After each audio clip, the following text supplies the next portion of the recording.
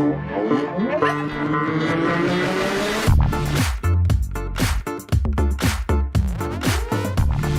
everyone, hello Jade Green's audience. I'm here with Jade and I am interviewing Jade today. How are you, Jade? I feel very privileged to be interviewed for a change. Now I'm nervous. What's happening? I want to say now at the very start that Jade is one of the reasons I actually got into the entrepreneur world in the first place. Thank you, Jade. Through a Barn Social Entrepreneur, the event, and then through pushing me into iLab. It all kick-started everything for me. Wow, I didn't realize that was the very start of your journey. You know, I was a freelancer, but I wasn't in the entrepreneur mindset. Yeah. And so that kick-started all of that. Amazing. Thank you. So you guys already know, but Jade has done a lot of things in her life. From being the CEO of a modeling and promotional agency for racing cars, racing competitions, worked in recruitment and sales, and as a coach and a speaker now, also played soft rugby and American football. And yeah, your training goes through Dale Carnegie and iLab, Mind Valley, and the Entourage, all big names. So the first thing I want to talk with you is, can you talk to us about thriving rather than survive? Lovely. So I think that really comes down to what people's perception is, right? And often we can delude ourselves that we're thriving because we have all of the shiny things, and we have I do have a lovely view. We have a nice view, or we have like the beautiful car, but maybe we're up to our eyeballs in debt and enslaved, and really we're grinding just to keep up with the Joneses and to, all the things that we should, the keeping up with the perception of what success should be, rather than dropping into what really matters to us at a soul level and what makes us happy. And I think it's the thriving part isn't about the amount of money that you make and what your bank balance is, or how shiny your car is and how big your house is and what sort of brand is on your purse. The thriving for me really comes to when you feel like every day you're in flow. Okay, maybe not every day, but the majority of the days that you're in flow, that you are working on something that is meaningful to you and that excites you. Like you wake up in the morning and you're not like, oh fuck my life, can't get up. It's like, okay, like 9 days out of 10, every now and then we're going to have the days, but you're like, I want to get up. I'm excited to work on this. I have enough money to live the lifestyle that I genuinely want to live. There's a lot of elements that come into that. One of them is what actual job you're doing. Do you like what you're doing? But another one is how you're doing it. Are you overwhelmed? And then finally, this is it making enough money, even if you do like it, etc. Yeah. So there's a lot of elements to it. Let's first talk about purpose. Let's first talk about how do you find what you want to do? Let's say you're a person, you already reached 30, 35-year-olds and you still don't know what you want to do. Yeah. Where do you start? Well, see, this is a really important thing because so many of us kind of get to the mid-30s and start having an early midlife crisis or an identity crisis. Or you wake up one day and you're just like, I have all of the things that I should have and the success I should have. I've got the degree or the double degree, and I've got the wife or the husband and the kids and the this and the that, and I've got everything that I've set out to do, but I'm not happy. Or you're still floating around going, everyone else has found a purpose. Why don't I have a purpose? Exactly. Yes. What am I missing? And you kind of feel lost. So there's kind of the both sides of the coin that can happen there. And I think a few people have heard of Ikigai, and we can put some links to some Ikigai training. Yeah. But the kind of step before that really is, I think, learning how to recognize your programming from the culturescape. So your programming from the culturescape is like what you've had indoctrinated into you from education or family or religion or governments or the culture around you. And it's kind of like what you've been told you should believe, or what should be success, or what you should do. And like when you start to go, oh, well, what's real for me? and starting to go, okay, well, I've made those decisions based on the culturescape, or sometimes the people that are floating on my middle finger to the man of the culturescape, but you haven't figured out where is the middle ground. And so it's about figuring out where that programming is and being able to recognize it when you're making decisions or setting goals, and being able to, this is all mind valley sort of stuff, not set goals that are means goals, like a means to an end, figuring out what the actual end goal is, and reverse engineering your life from there.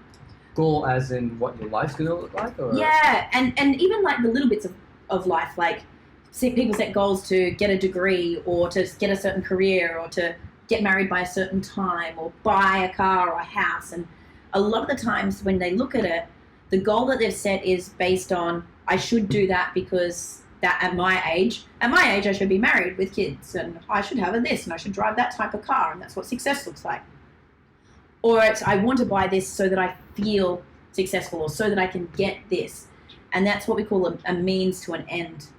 Whereas if we can focus on what's the end goal, like what really makes you happy. So there's a bit of deep work that you need to do to get in touch with what actually makes you happy. And there's a great book by Oprah called What I Know For Sure. And you sit and you figure out, what do you know for sure truly makes you happy? And when you look at it, sometimes for some people it is driving cars and having that feeling of driving a car. And therefore, like for me, the Lotus, I loved that thing. Loved it. Because I absolutely love driving, because we didn't have a car growing up. And the feeling for me of changing gears and revving it out, like it could do 80 in first gear, and the way it handled a corner, it bounced along the road, and everyone else thought it was retarded and like super impractical and uncomfortable. But for me, it wasn't. I actually got embarrassed about how bright it was and how sports car-y was and how I judged I got based on what it looked like. But for me, it was that feeling of driving it. So when you go that, okay, what I know for sure is I love that feeling, fine, buy the car. But if you're buying the car to make yourself look successful, or to stroke your ego, or to get looked at, not really the thing to do. But if you're, so you don't have a clue, you're just searching for your purpose, start with what you love. Start with what you love. Really figure out what brings you joy. Like, what do you value in life? And work backwards from there. So if you value human connection, then you can start thinking about, how can I build a life, how can I build a career and a way to make money that's based around the human connection, that's based around my values, that is going to light me up. So you need to get, I had a couple of posts saying, like, stop trying to be the best version of yourself. Now, it's a bit tongue-in-cheek.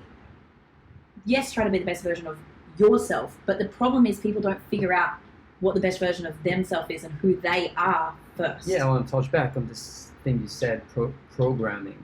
All these different programs we're running in the background of our subconscious. There's so many different ones. Like you were talking about things society tell us we should be at, whatever we should reach at whatever age, etc. But I've seen different types of programming. For example, spiritual programming, where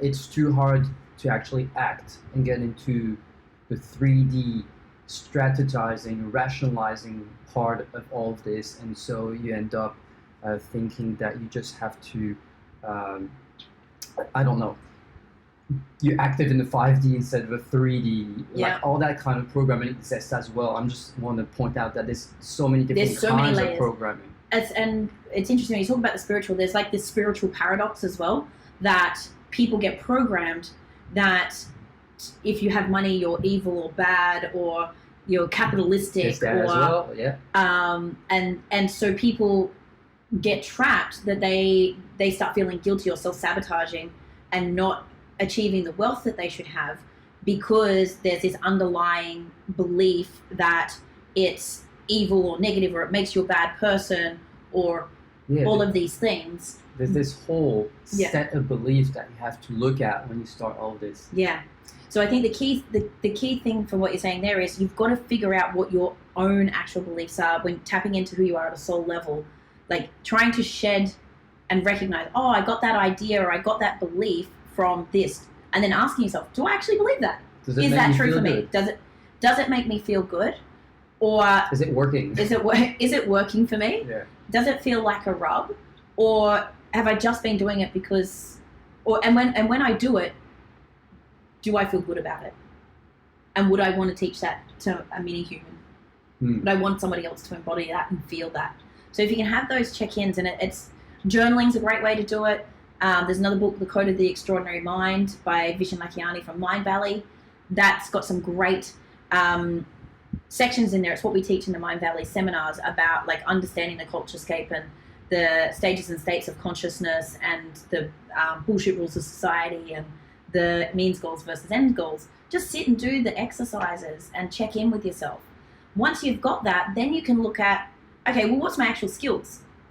And not your physical. Yeah, that's the second step. So it doesn't have to be the skills that you've already learned in terms of the tangible skills, but we look at, if you've been in our community a bit, the wealth dynamic systems and the profiling of what your natural tendencies are for you. Like, are you a data-driven person, detail-orientated, or are you a people person? Are you a star? An ideas person, or someone that's great at setting the timing. And once you can figure out, okay, this is kind of my base level natural energy type, this is where I'm good at, you can go and relearn, doesn't matter what age, you can go and relearn hard skills once you know what alignment is for you to your underlying personality trait skill. So once you've got that, then you can go, okay, well, what skills do I already have that I might want to lean on that could marry up, or where do I go get new skills to that I know that I could use? And then once you've got all that, you take the next step and start really looking at, what do you stand for and stand against? What are you really willing to go to bat for? What are you passionate about? What difference do you want to make in the world? Or, what legacy do you want to leave? That a good question is, who do I want to help? Who do I want to help is a perfect one. It's easy. Yeah. Who do I want to serve? Yeah. I say really basic to entrepreneurs, you get to wake up every single day and choose who your clients are. A, choose wisely. That's why I love you. And B, go and design it. You get to choose. As an entrepreneur, you choose who your clients are. So go about it and go, okay, who do I want to help? Who do I want to serve? Who do I want to interact with every day? Who would benefit from my genius? And what would light me up? Because once you get that, they say you never work a day in your life if you love what you do. One of my other clients is arriving tomorrow, coming to stay here for the next 3 days to work. Because we become great friends. That's the level, isn't that the interaction you want to have? It's a very, very different story. Yeah. Absolutely. And in doing that work, you have to define those values, and then you have to stay aligned.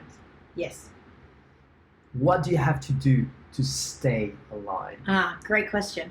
So we take there's two things. There's your personal values, and if you're building a business, I talk about having virtues rather than values, because I believe that your values are your beliefs and who you are, and we can't ever force somebody else to have our values. Yeah. You can't, if you tell me I have to live by these values, I'm they're not my values. There's a disconnect, and I'm not going to buy into it because they're not my beliefs, and you can't force me to believe that. So there's two sides of this. There's you understand what your personal values are, and your company virtues should be born from that, because you have to live it, breathe it, embody it, so that people can follow it and replicate it and model it. And then your company virtues, which you set that people live into, and because it's a definition that's slightly different, it's easier for people to model and step into. But if we talk about values and personal values and how you stay aligned, it again is don't throw words on a wall. We talked about when you build websites, sometimes people are like, oh, I want to put this on there because it sounds good and it's marketing, and it's a whole bunch of bullshit. Often people say, when you ask them what their values are, integrity and loyalty. I'm like, you broke up with your last partner because you cheated on him. I don't see no integrity and loyalty there. This is bullshit. Yeah. Right?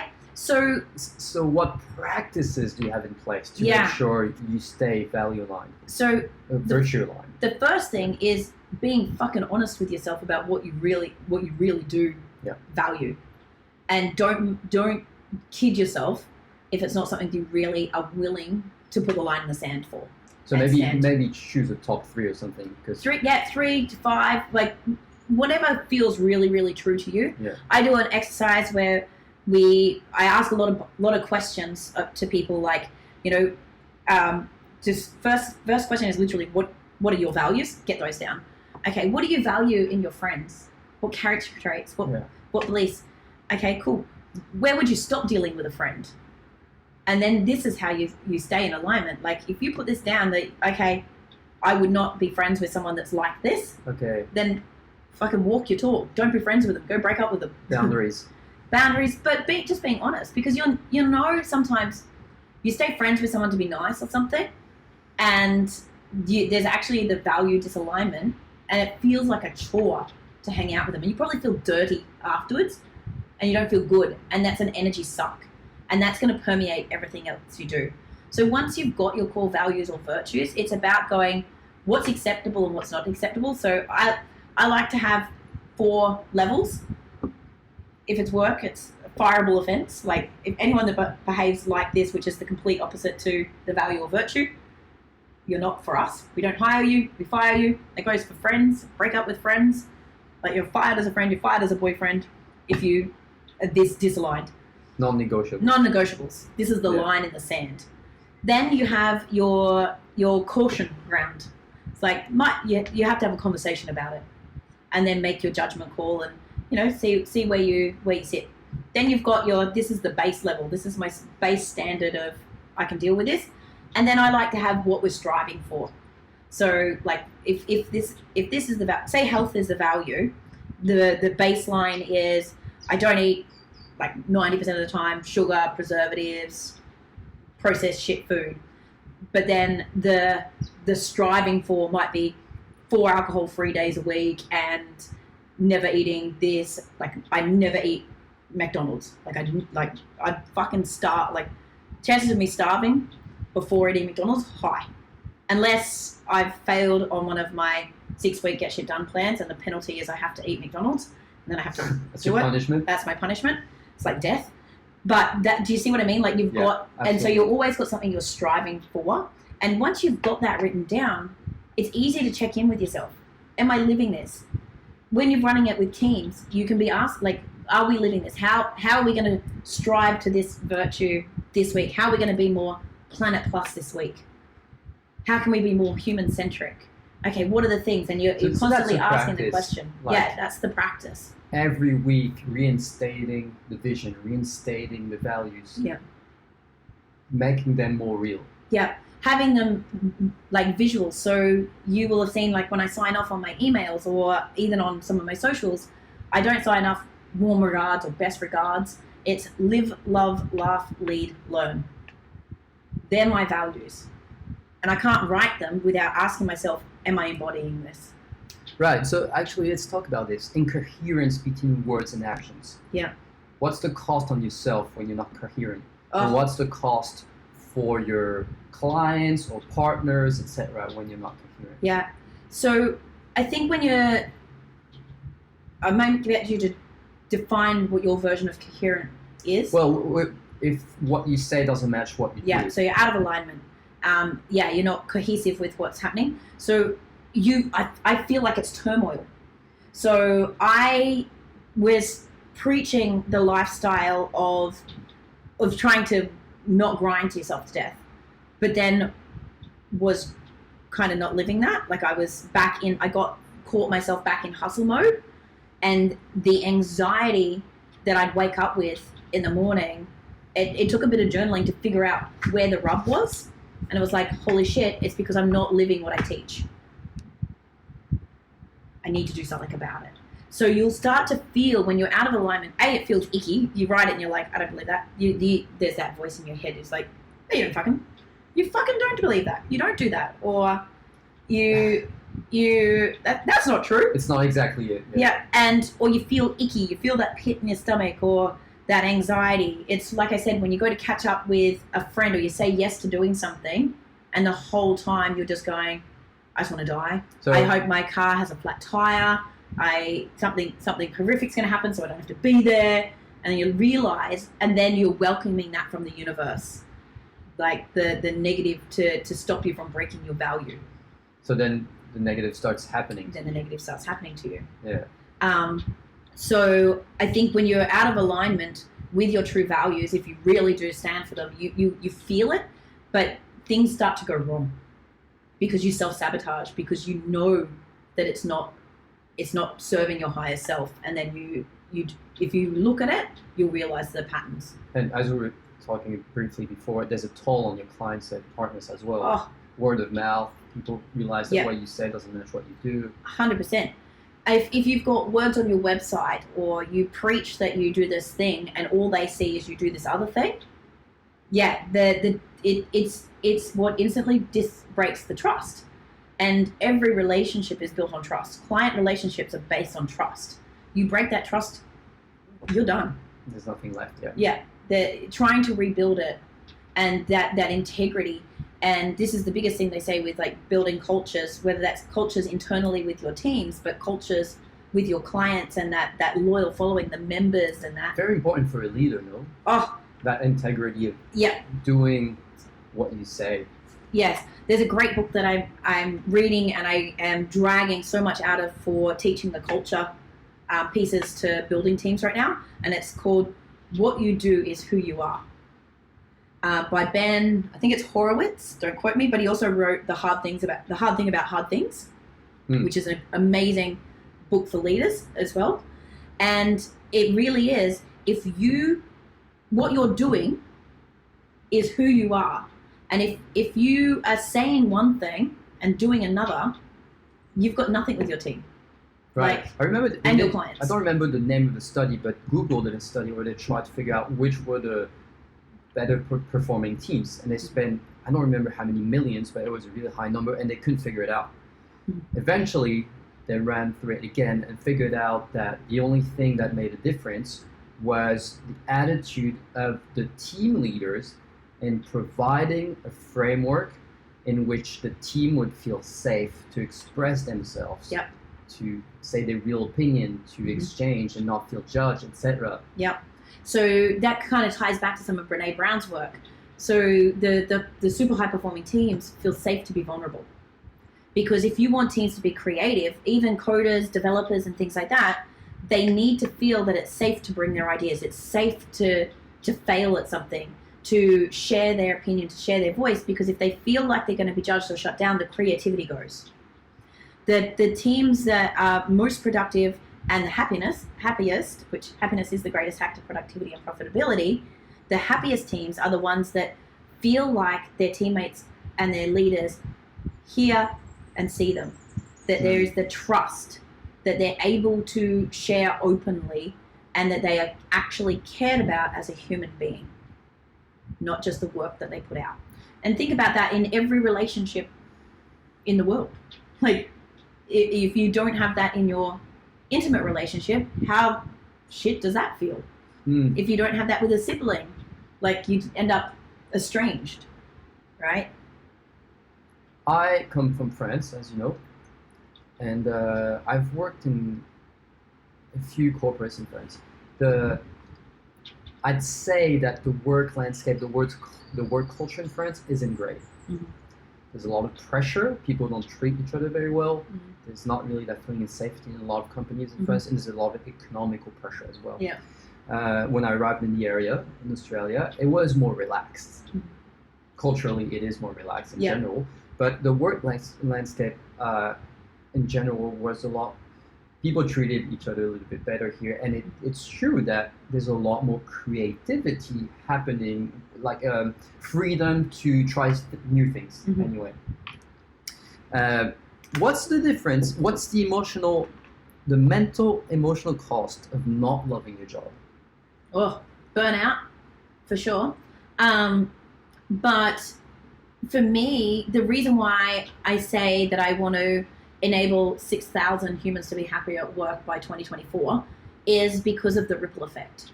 So think about it. We spend the majority of our time working, and your mood, most people don't know how to have the third space or disconnect from what's happened during the day to what they take into their personal life. And so that's a hard one. Totally. We did a whole podcast around that.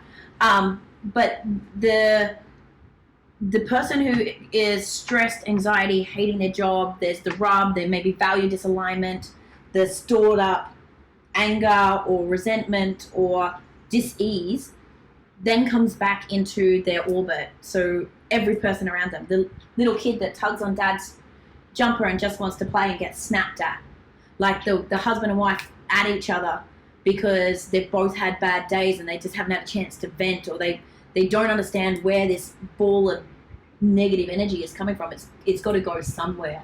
So the cost is not only on the own person's energy and psyche and mental health, but it's everyone around them. But you heard me say the word, like this disease in your body turns into disease in your outward.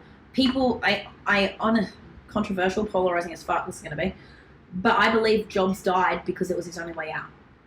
Steve Jobs? Yeah.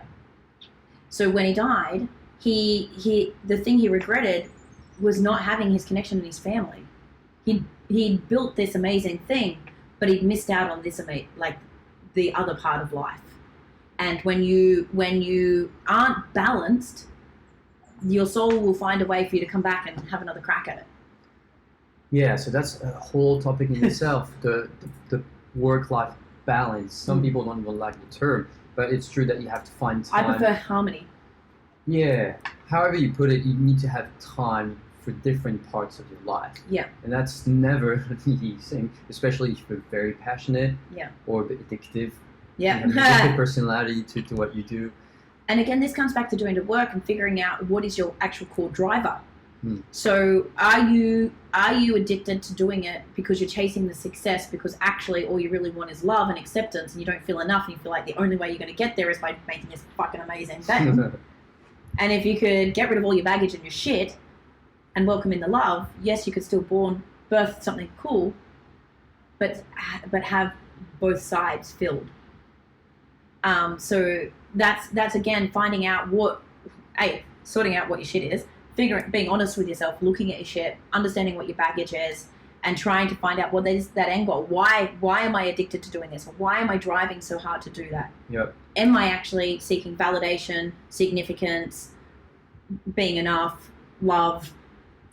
And that's a very interesting point, and I don't have the answer, but I definitely won't have the answer. But we're always talking about, find your purpose, find your mission, and then people do, and then you're like, oh, you're trying too hard, you're just seeking validation.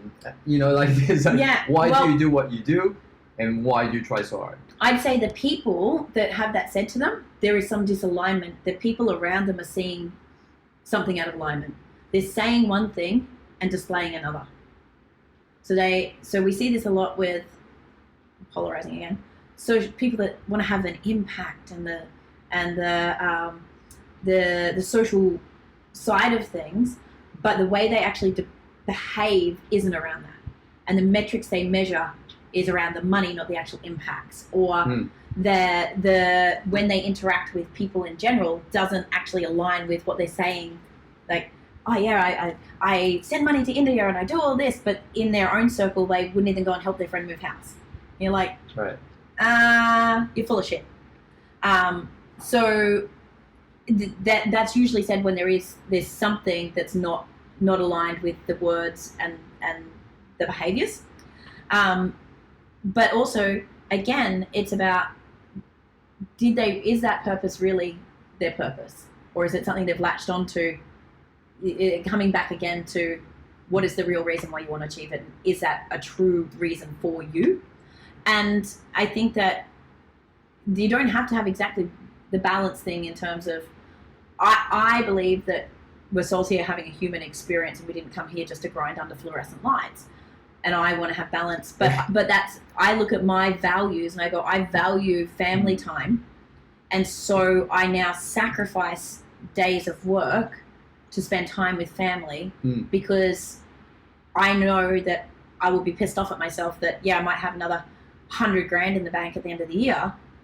But if I missed out on the, say, 40 days that I could have spent with my nephews, is the 100 grand really worth it? Related topic. I got to have a conversation with Carolyn Miss. You know Carolyn Miss? New York bestseller 5 times in a esoteric conversation. Yeah. And I got to ask her one question. Does everyone have a calling? And her answer was definitely not generic. Mm-hmm. She said absolutely not. I agree. She said there's 3 types of people. Big bunch of people will not have a calling just because they don't want to have the responsibility that goes with the calling. And then there's people who try very hard and just fixate goals artificially. Mm-hmm. And then there's a very small fraction that will go beyond some kind of self-suggestion of a purpose and will be more listening. She called it listening to a purpose. Listening, being guided. Yeah. I still haven't made my mind. I thought just the answer was really interesting. Yeah. So what I was going to say to you before when we were talking about the finding your purpose, some people's purpose in life could be just to come and have a certain experience, right? So it's like really woo-woo. If anyone's read Journey of Souls, understanding what your soul agreement was and why you're in this meat suit on this timeline, doing this journey. What did you come here to learn? What's your soul looking for to ascend to the next level? And it could be, the purpose might be to be the best mom you could be, or the best dad you could be, or to learn, because maybe in the last life all you did was hustle and just grind and grind and grind. Maybe this time you're just here to be a passenger and have the time to float around and check out the sky, and everybody's purpose for this lifetime can be different, and that doesn't mean that your purpose needs to be about building an empire or a business or a movement. And no one can tell you. Nobody has the right to tell you. Yeah, you're the only person who can feel it. Yeah, and that's why I say you've got to go and spend that time to check in with yourself. Where are you taking it from? What you should do? And just because you can do it doesn't mean you should do it. Like, you might have the skills, you might have the ability. That's a big one for me, actually. Yeah. Just because you can do it doesn't mean you should do it. Yeah. I screwed off for the last year doing a whole bunch of shit that I can do, which took me away from what I believe I'm here to do. But it was like, oh, well, I can do it, so I should do it, and I want to be of service and shiny things. Right. And like someone recommends it and you're like, oh yeah. But you've got to do constant check-ins with yourself. Like, is this really my path? Do I really believe this? Does it really serve me? Does it bring me joy? And constant check-in. Yeah. And it's really hard to not feel the pressure of like what other people think you should do, or what the level of success are, or for me, sometimes I pull out of some of the coaching groups I'm in that I pay to be in, because I find myself starting to judge myself and my path or my progress or my success based on what they're having and doing. And when I get into that state, I pull back, because I'm like, I don't want to be coming from that space of competition or ego in a certain way, or kind of the alpha energy, the masculine energy, and the judgment upon myself. And I have to pull back to check back in with myself about, hold on, I don't want to be running off and doing all of this stuff just to get the sales they got or the amount of members they have. Yeah.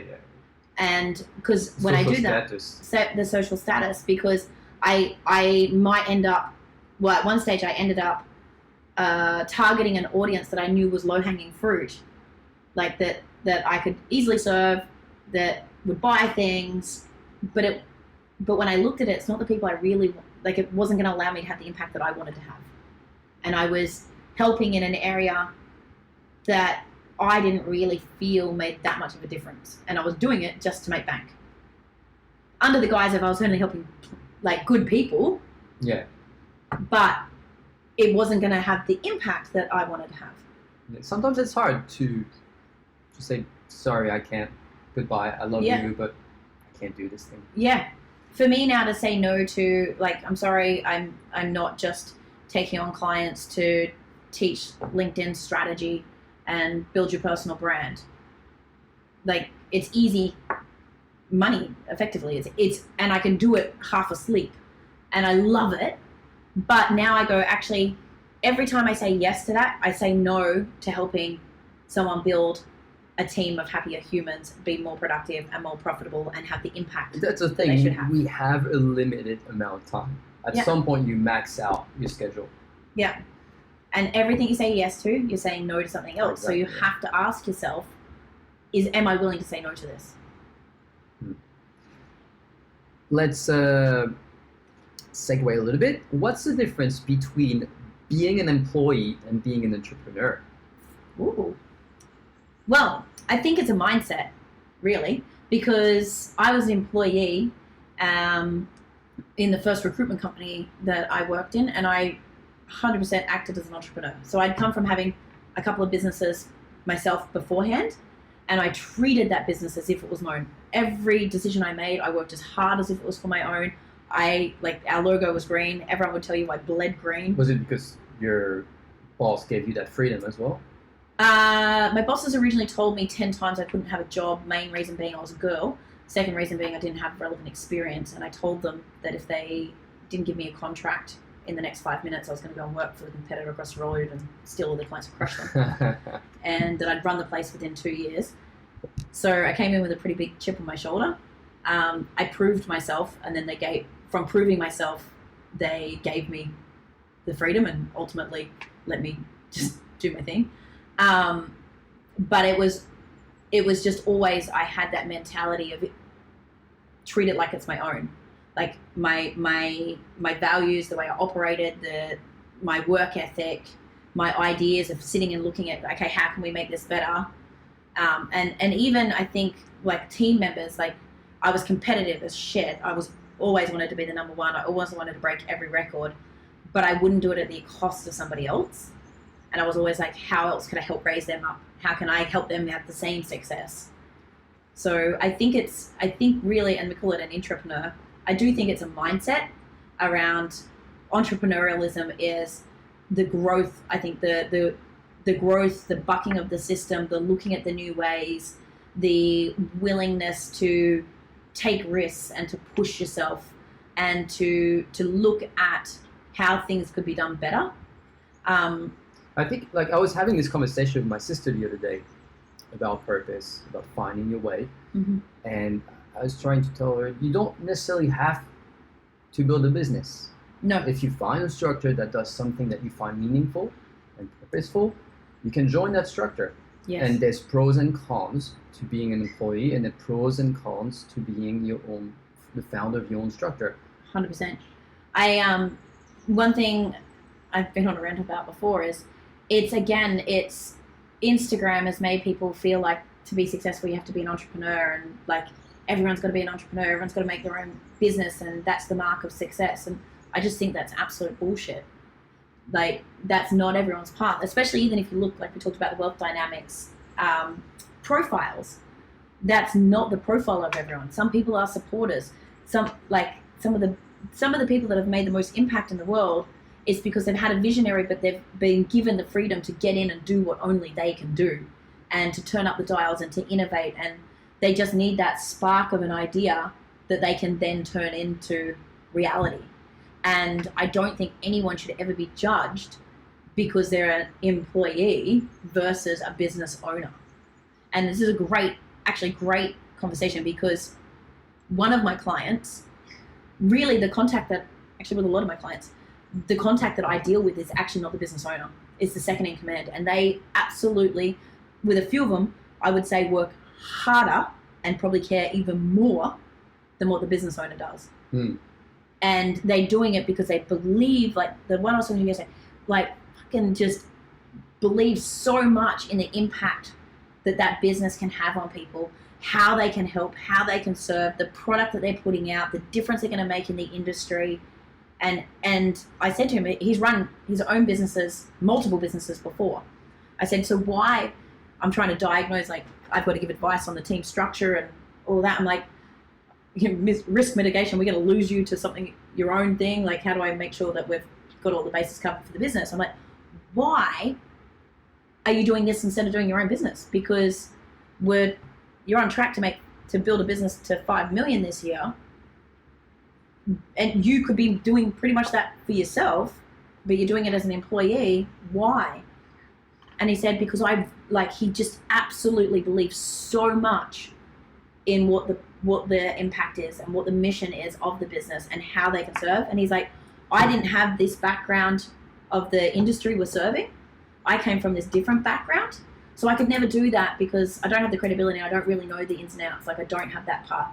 But I've turned down jobs for 350 grand. I've turned down opportunities to go and do things. I've turned down starting my own businesses or acquiring them because I just love this.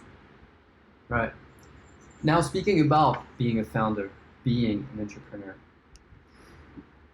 I would say it might be wrong. You have a lot more experience than I do in this, but there's a different kind of growth that needs to happen to be a founder, an entrepreneur. You need to kick your own ass much more. Oh, yeah. And you need to learn the practices, the rituals to be able to kick your own ass every week. Could you speak about that? Yeah.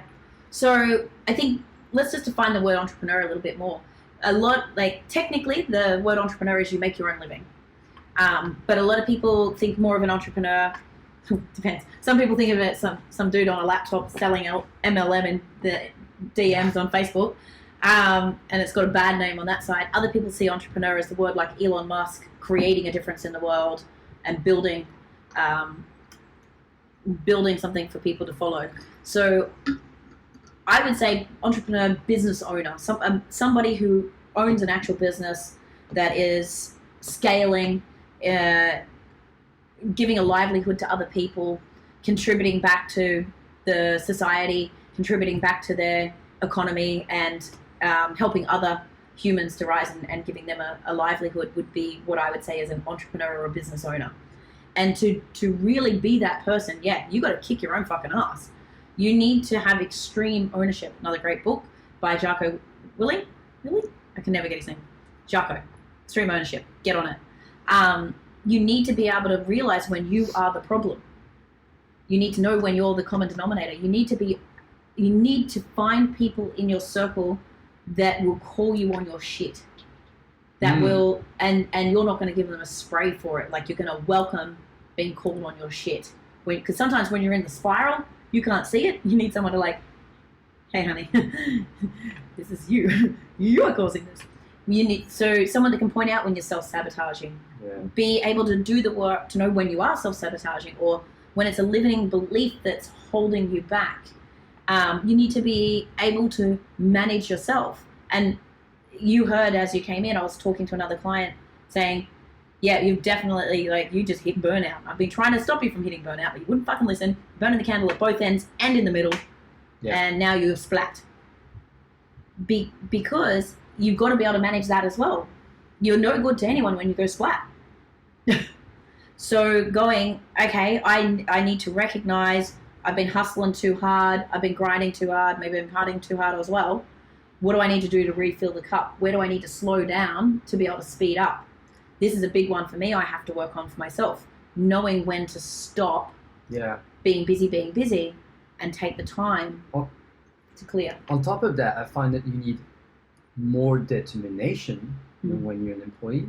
Yeah. I find that you need to build self-esteem in a way that I've never had to even think about building the resilience self-esteem. level. Yeah. And you also need to have a taste for risk-taking. Yes, 100%. So resilience is a really big marker for whether you make it as a founder.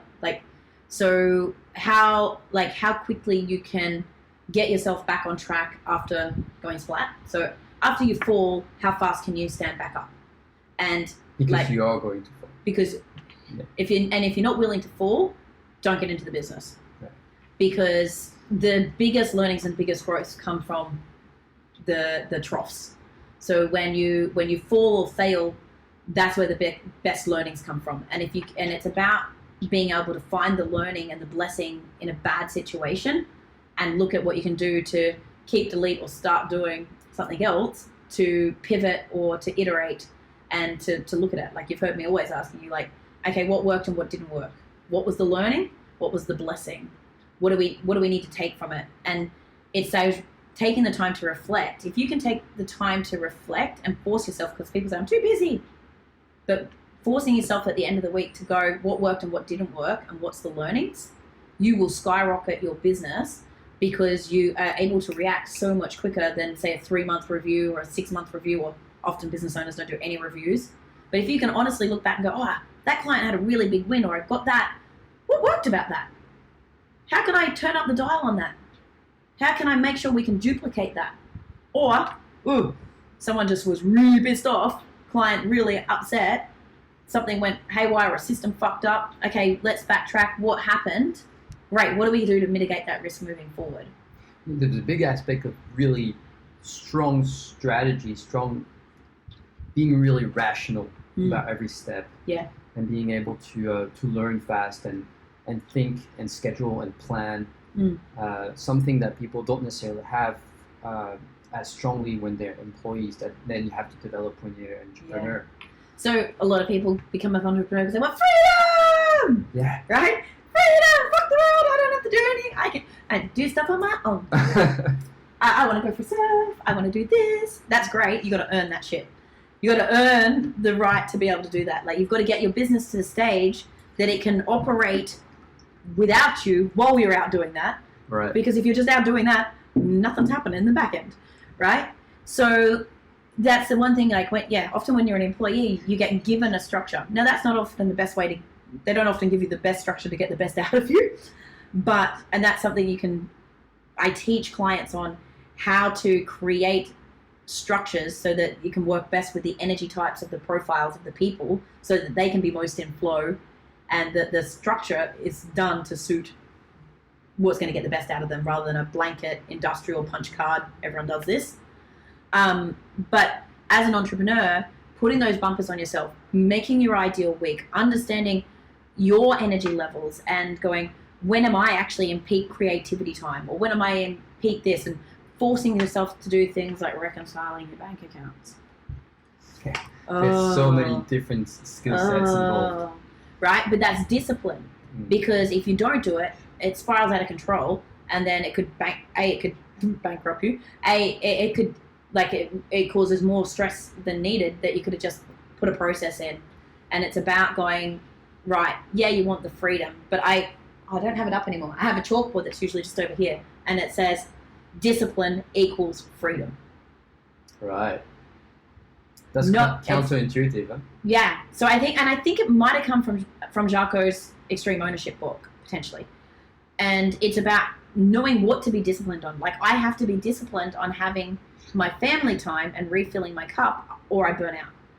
And I don't operate, and I don't serve as well, because my creativity levels are down, and I end up in anxiety land. So I have to, even though I want to, I'm like, I have all this shit to do. It's really hard for me to do the discipline and say, no, I'm doing family day, because A, I said I was going to do it.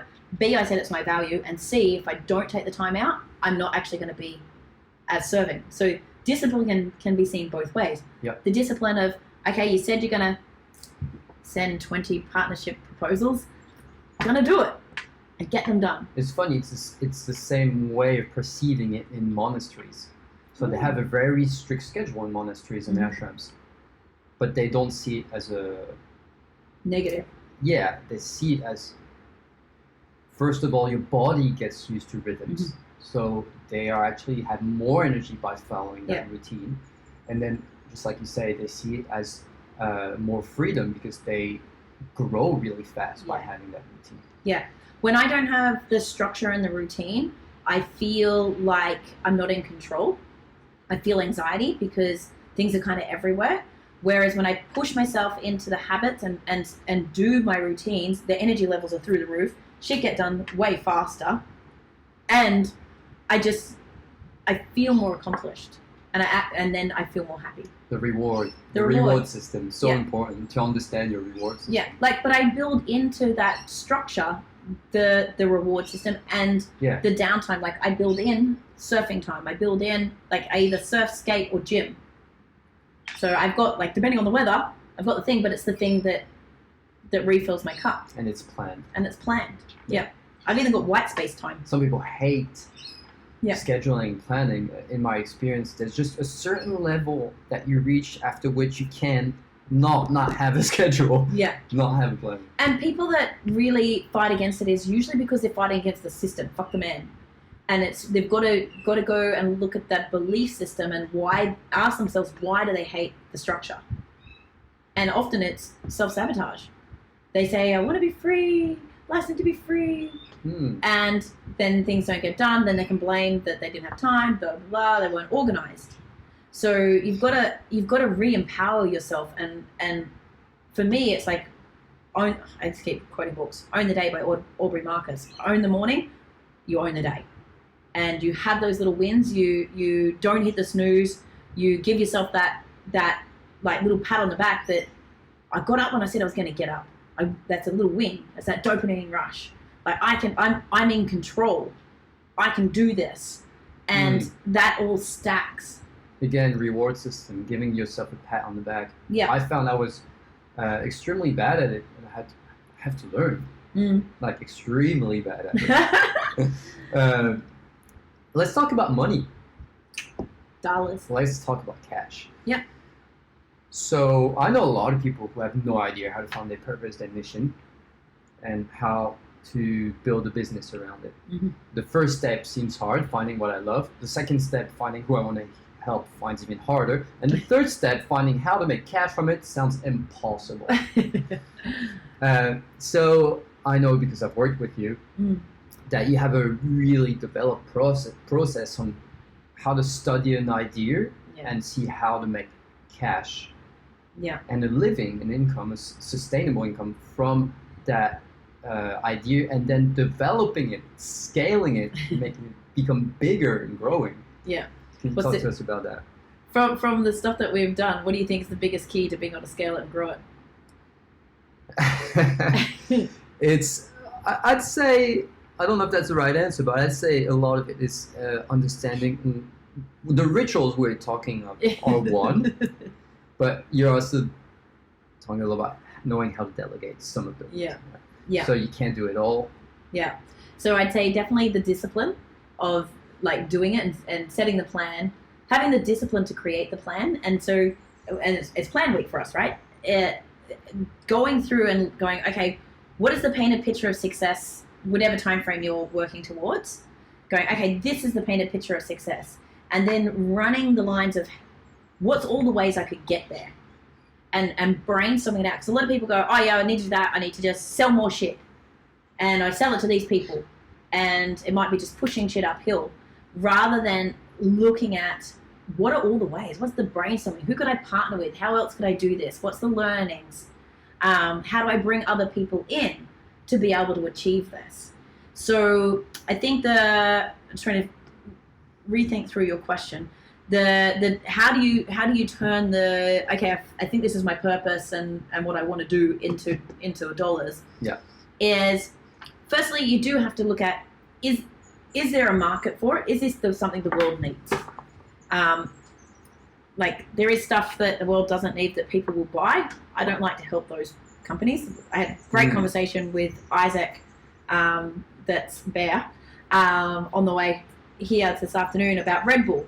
Like, I love the brand that Red Bull has built in terms of the adrenaline, the culture around the brand, but I just can't stand what the product stands for. Like what it, like in terms of what it is, and that product got banned and then restored so many times in Europe. And I wouldn't want to help. I wouldn't help an entrepreneur that was trying to peddle a product like Red Bull, right? So I would much prefer, for people I work with, and hopefully the people, your audience, my audience, it's like, okay, people, humanity plus, planet plus people, going, okay, what does the world need, and is that aligned to what I say my purpose is? And okay, if the world needs it, is there a value to it? Okay. And then when we look at our bigger picture for our life, like, it doesn't mean you have to make millions of dollars. It doesn't mean you have to make a company that's got, 1,000 staff, 100 staff, 50 staff, like, and making all these big dollars. Maybe for you, you just want to be able to provide for your family, and say 150 grand's enough a year to have a really good life and to be able to spend time with your kids. And the thing that's most important to you is having the harmony. Like, maybe it's 24 hours a week of work so that you can spend time with the family, because that's your other core value. And 150 grand from, say, one person is enough abundance to live the life that you want without the struggle, to feel like you're still doing what you want to do. Yeah. And that is totally fine. So then you just go, okay, could this business, is there enough need in the world that would generate 150 grand's worth of profit? And go, okay, yes or no. If not, then you might have to do it as a side hustle. Maybe you have a skill set, like we were talking for you, maybe you have a skill set of coding, and it may not be what you really want to do right now, and you really want to do the social impact, but you go, actually, if I do X amount of hours of this, which I'm good at, I can make money, I can choose who my clients are, so I'm doing it with value alignment, but that allows me to work on this, which is my purpose piece and my fulfillment and my true expression of who I am. And that is harmony for you. So I think that it's about going, is there enough need in the world? Is there enough need to make me the money that I am happy with, to live the life that I want to live and have the experiences that I want to have and contribute the way I want to? Then it's about making a solid plan and going, how badly do I want that? What am I willing to risk? What am I willing to give up? So say you wanted to go deep, full on FutureSeeds, that's it. Are you willing to give up how many hours of coding you do a week? Because everything you say yes to, you say no to. And you go, actually, next 6 weeks, I'm going to drop 2 hours every week of this to serve this. And that's going to cost me X amount of income over here, but I'm going to get this over here. I've totally been doing that. Yeah, I've totally been doing that. Do you know what I mean? So yeah. And then it's about making that plan and having the discipline to stick to it.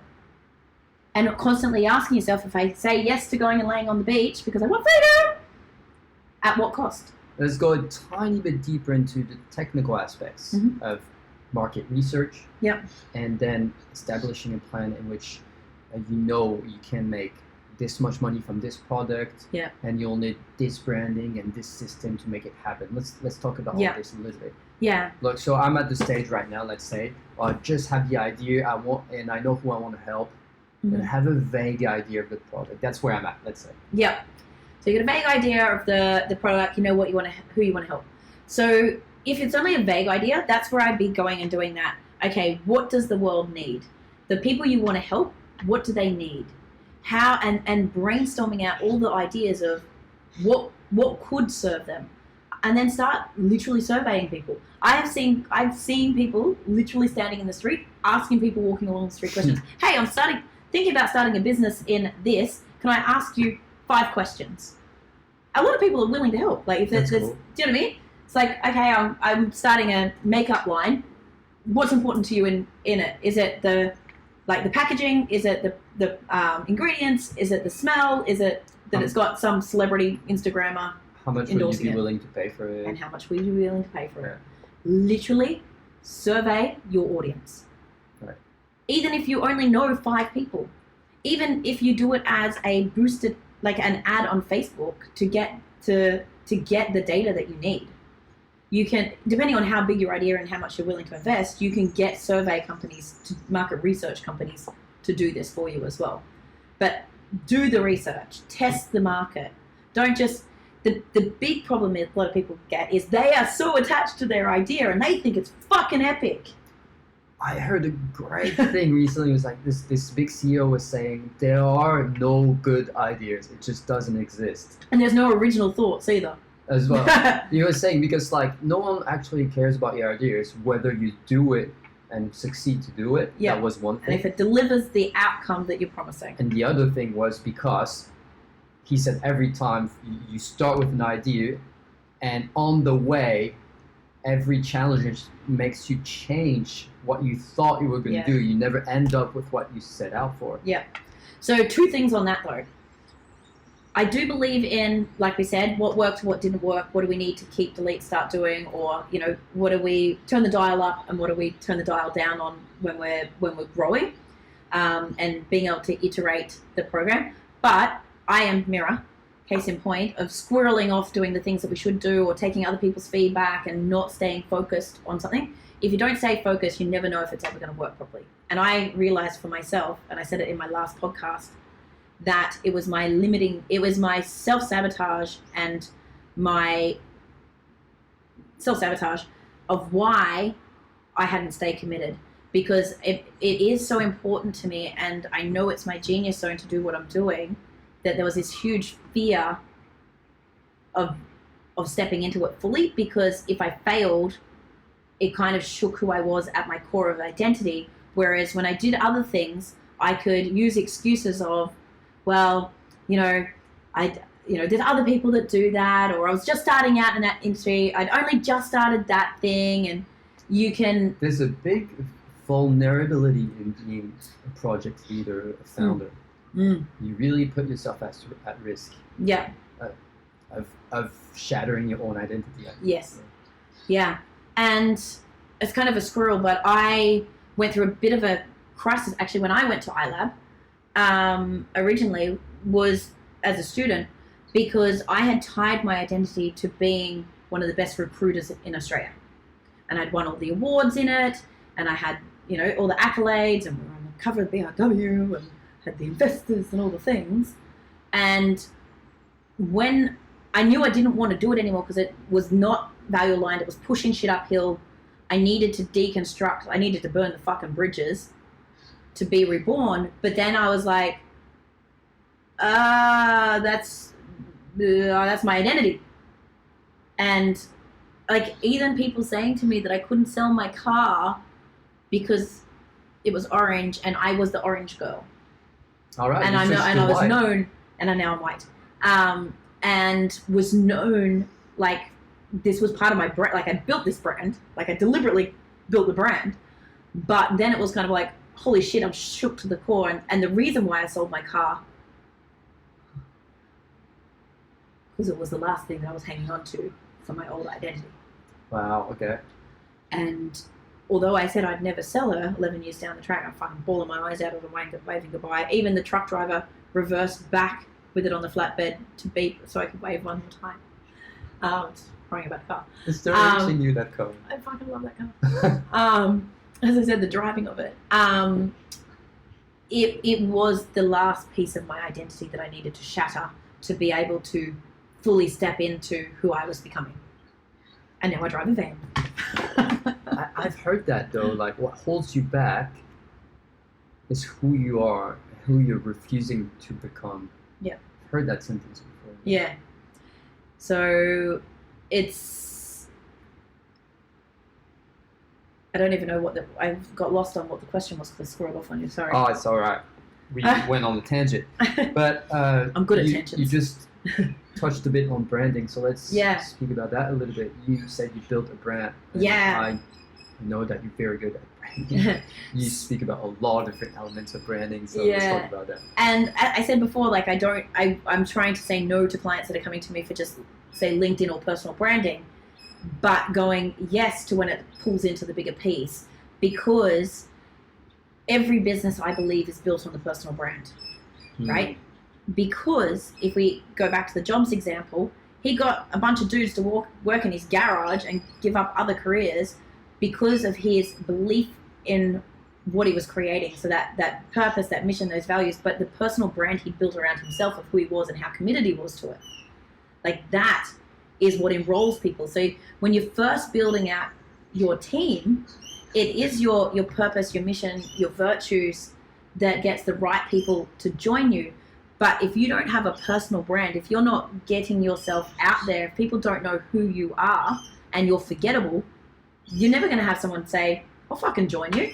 And like the example of the client I gave before, work 80-hour weeks and grind harder than the owner, because of the belief, if you don't have the brand to get that and bring them in, the attraction in the first place.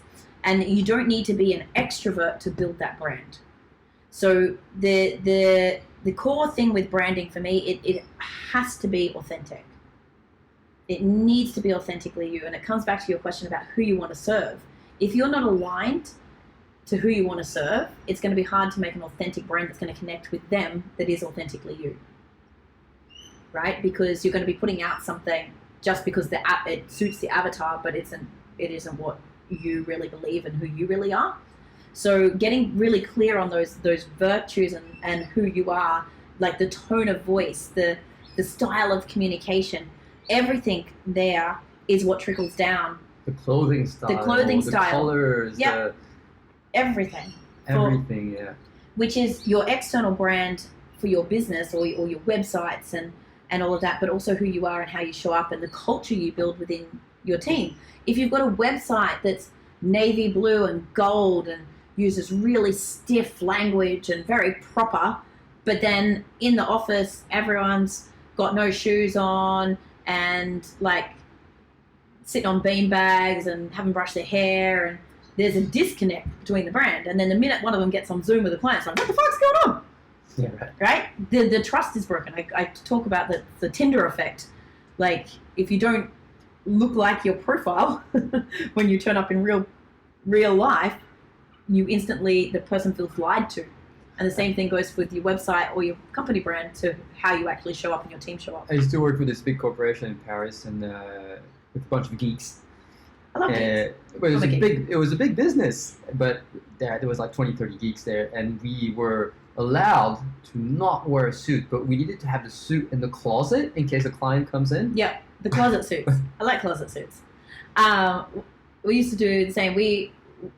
With recruitment, it was kind of like the industry norm to wear a suit.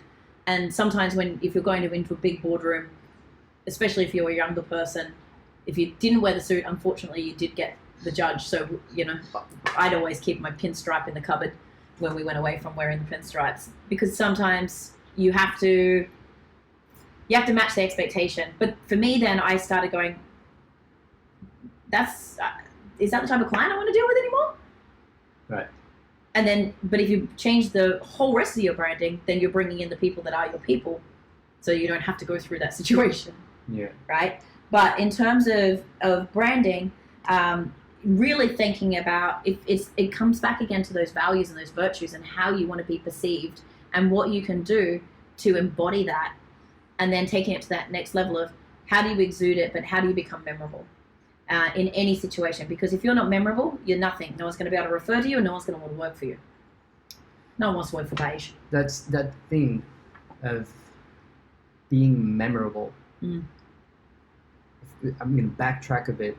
Since I was a person that didn't work much on self-esteem and patting myself on the back and things, you got to, before you're able to accept the idea that you have to be memorable, you have to work on self-esteem issues before then. Yeah.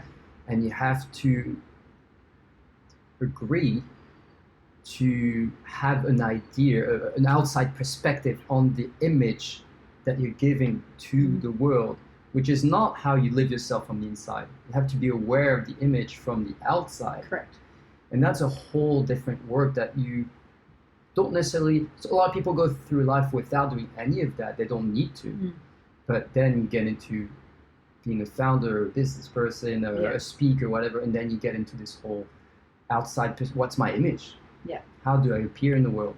Yeah. And that comes down to intention, right? What's the intent that you have when you walk into a room, being at a networking event, speaking on a stage? Like, what's the feeling you want to have from the people the minute they see you? What's the emotions you want them to have? What's the thoughts that they're running as they're receiving? Because unfortunately, we do judge books by covers. Now, people can be as dressed down, like, look at Branson.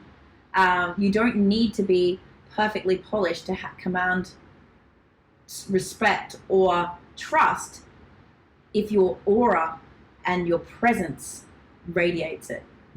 If your confidence and your stance says it. Now, some different industries you have to earn,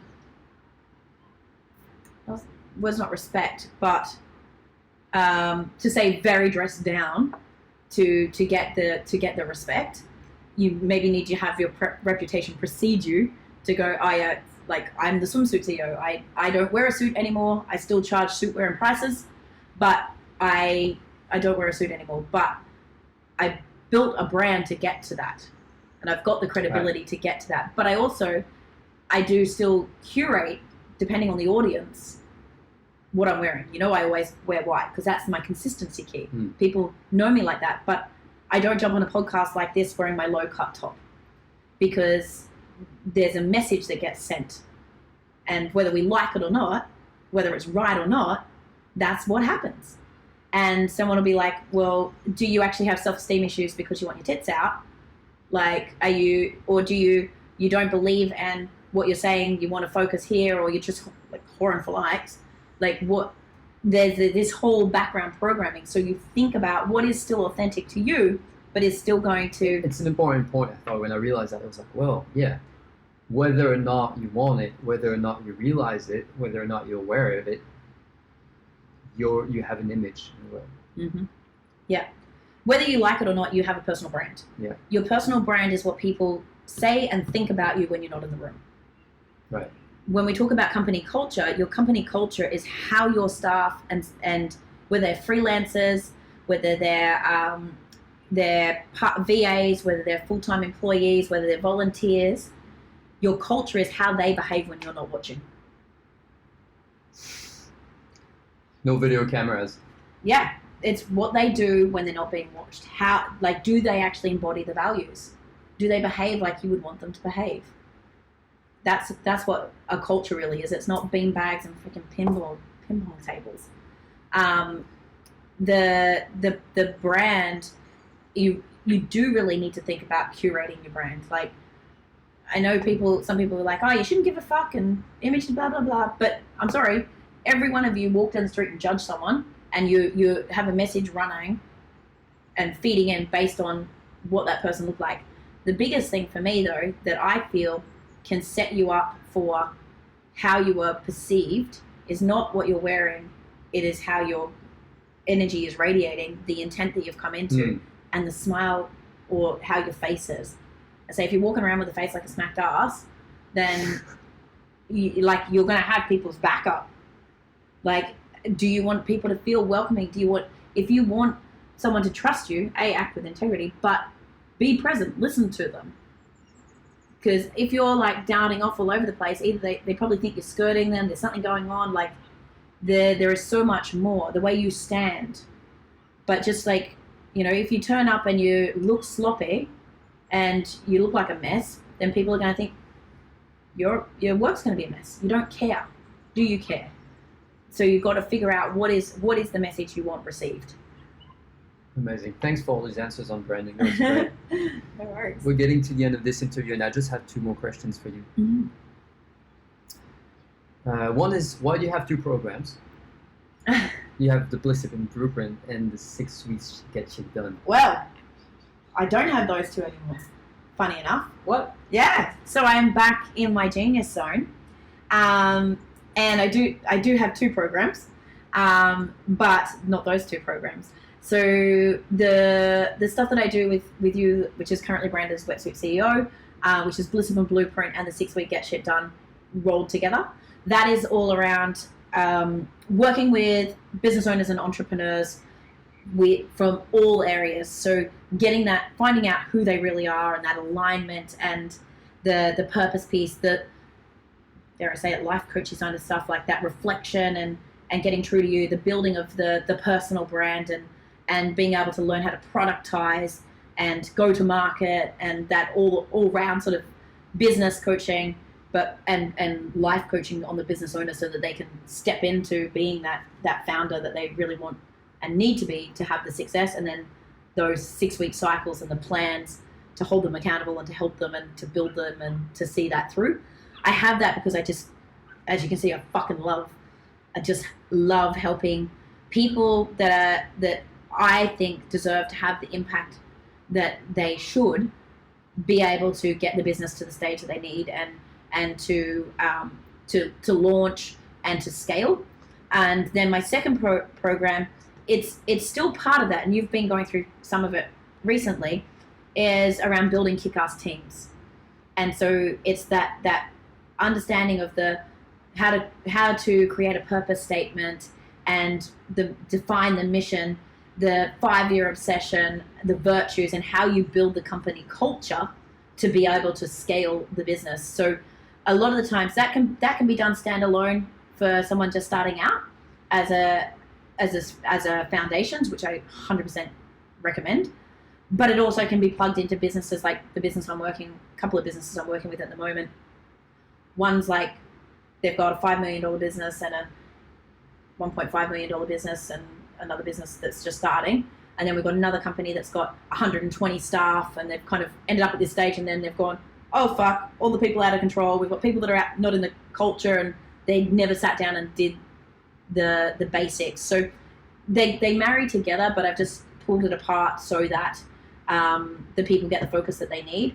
But my real, the thing that I'm so passionate about right now is getting back to how do I help build businesses based on happiness and that side of things, whether that's the happiness of the founder so that they're aligned to their purpose, but building that culture piece so that they're bringing in the right customers, they're bringing in the right partners, they're bringing in the right suppliers, and building the teams that are going to help them generate the income that they need to have the impact they deserve.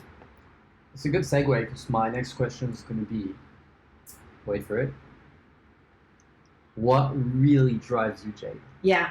What? Because you came from a different world, the world of recruitment as well. You went through a whole journey. Yeah. Why did you end up here? What really drives you? Why do you want to be here? Yeah. What really drives me is that I don't feel like I'm the person that's going to create the movement and like have a cult-like business or create some sort of like unicorn company. I don't feel like that's my path, but I feel like what I was really like, I say coaching isn't what I do, it's who I am. And I want to be the ripple effect of happiness. I want to help reduce anxiety, stress, and depression. I want to stop other business owners hitting burnout and being the cause, being the negative ripple effect. So I feel that my contribution to the world is if I can help, I choose business owners that are building, scaling businesses, because they're the ones that have that's where I can help impact a whole bunch of other people. And I loved it. When we did virtues the other day with my client, they said, holy shit, we're not just building a better business, we're building better humans. Yay. And I'm like, you get it. We get it. Like that, do you know what I mean? Like we as businesses, I believe,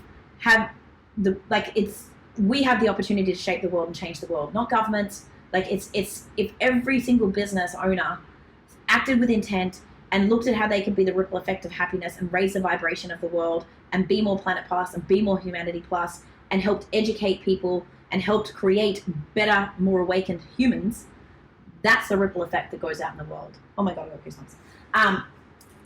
So I want to be, this is why I say I want to enable 6,000 people to be happier at work by May 2024, because every one of those people have an orbit of at least 5 people around them. And then if they impact those 5 people, even if one of them steps up into a leadership position and it runs again, that's my ability to help raise the vibration, to make happier households, and to have more deeper connected humans in the world that are actually living this life, not just fucking existing. It's beautiful. Good vision. Thank you. There's a thing we do at the end of every FutureSeeds interview. Mm-hmm. I'm going to ask you, mm-hmm. you got 1 or 2 minutes. Uh-huh. If you had one message to send out to the world, yeah, you're talking to the entire world. no if you pressure. have one thing yeah. you want the world to know, Uh-huh. related to what you do, Yeah. what would it be? I'd say the core thing is to remember you're a soul here having a human experience, and to spend the time to tap into getting in contact with your soul, getting rid of those bullshit rules that society have put on, really tapping into what is the experience you came here to have, what does light you up, and then how can you help others do that. I say just be a better human, be the change that you want to see in the world, right? Don't just keep it to yourself, help other people. Be like, really think about coming from that place of alignment of where you want to be, and being okay with what's for you. And then if you're building a business though, like, I'm sorry, get out of your fucking ego, build better humans. Be the ripple effect, be the change, and stop like expecting everybody else to do it, and come from a place of love for you, love for humanity, and love for this earth. And if you come from that place of love and you make your decisions from that place, then that's where you'll know whether you're out of alignment. And that's where we will start to see people raise. It's the intention. So actually, I'll wind that back. I'd say the thing that I want to leave everyone with is that most people have an intention deficit disorder. We're just wandering around being like in the sway of the world, impacted by programming, this, that, the other, keeping up with the Joneses. Like, oh, I might have a goal of this and working single focus to that, but not actually being intentional about how they're showing up each day and asking themselves, like, before I walk into my home after a bad day, I've had a shit day, going, okay, my intent though is when I'm with my family or with my friends, I'm going to be present, I'm going to radiate positivity, and I'm going to raise the vibration. Now, if you say that to yourself before you walk in the door versus come in my negative spiral, I've got shit energy, like, going everywhere, the difference that's going to have on everyone around you is massive. If you go before you make a sales call, say my intention is to have a win-win solution. I'm only going to present this if I feel like it's actually a win-win solution. I intend this call to go this way. I'm going to show up like this, and I'm going to be present. I'm going to listen. You watch how different those sales calls go. Right. The problem is people don't set the intent before they take action. And that's a hard practice, but that's the one thing I'd say. Intention deficit. They have an intention deficit disorder. Is that from you? No, I think I picked that up from Reverend Michael Beckwith, who created the spiritual organization, I would say, Agape. A lot of people have heard of Agape. And he does a lot of work on life visioning and spirituality and getting in touch with yourself and understanding the stages and states of consciousness. I'm almost positive that I picked it up from him. Thank you so much, Jade. Thank you. You can find Jade, as you may know, this audience on www.jadegreen.com.au. Correct. Yes, 100%. And all the socials are Jade Green AU. Right. Beautiful. See yourself for the next episode. Thank you so much. See you. Bye, guys. Hey there, barrel chasing business owners. Thank you so much for tuning into this episode of the show. What I would love for you to do, if you feel like you got any value or entertainment out of this episode at all, is to leave us a 5-star review and comment below so that we can share the message and impact as many business owners like you as possible. Thanks.